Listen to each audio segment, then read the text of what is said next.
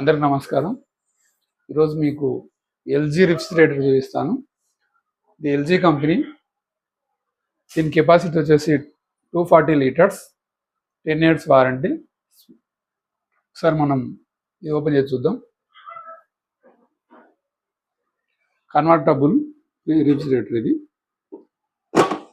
ఈ ice cubes కోసం ఇక్కడ వాటర్ పోసుకొని తర్వాత ఇట్లా అంటే వస్తాయి. నెక్స్ట్ వచ్చేసి కింద చూద్దాం.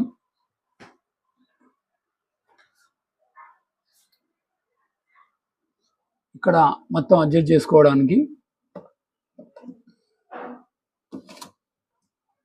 ఇవి ఆప్షన్స్ ఉన్నాయి మనకు, బటన్ సిస్టమ్. నెక్స్ట్ వచ్చి డోర్ కూలింగ్. ఇది